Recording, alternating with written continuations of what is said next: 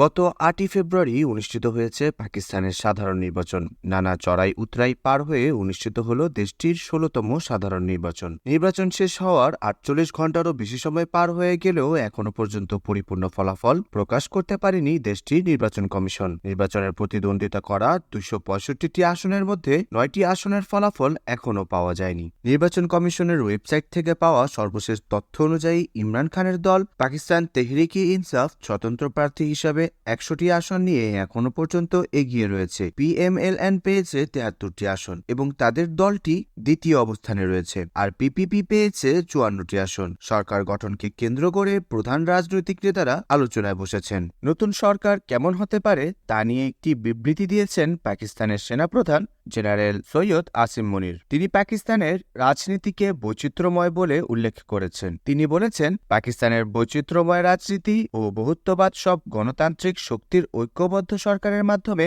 জাতীয় স্বার্থ প্রতিফলিত হওয়া উচিত। পাক সেনাবাহিনীর media wing inter services public relation ISPR এর মাধ্যমে সেনাপ্রধান যে বিবৃতি দিয়েছেন তাতে আরও বলেন, নির্বাচন জয় পরাজয়ের শূন্য সমষ্টি নয়, বরং গণরায় নির্ধারণের একটি মহড়া। রাজনৈতিক নেতৃত্ব ও তাদের কর্মীদের স্বার্থের ঊর্ধ্বে উঠে জনগণের শাসন ও সেবা করার প্রচেষ্টাকে একত্রিত করা উচিত, যা গণতন্ত্রকে কার্যকরী ও উদ্দেশ্যমূলক করার একমাত্র উপায় হতে পারে। এছাড়াও নানা প্রতিকূলতা উপেক্ষা করে নির্বাচনের সুষ্ঠু পরিবেশ তৈরি করার জন্য সেনাপ্রধান জেনারেল আসিম মনির পাকিস্তানের জনগণ, তত্ত্বাবধায়ক সরকার, নির্বাচন কমিশন, ইসিপি, রাজনৈতিক দল ও বিজয়ী প্রার্থীদের অভিনন্দন জানিয়েছেন। তিনি মনে করেন, ভোটাধিকার প্রয়োগে পাকিস্তানের জনগণের অবাধ ও বাধাহীন অংশগ্রহণ সংবিধানে বর্ণিত গণতন্ত্র ও আইনের শাসনের প্রতি তাদের অঙ্গীকারকেই তুলে ধরে। সেনাপ্রধান জেনারেল আসিফ মনিরের মতে, পাকিস্তানের জনগণ যেহেতু সংবিধানের প্রতি তাদের সম্মিলিত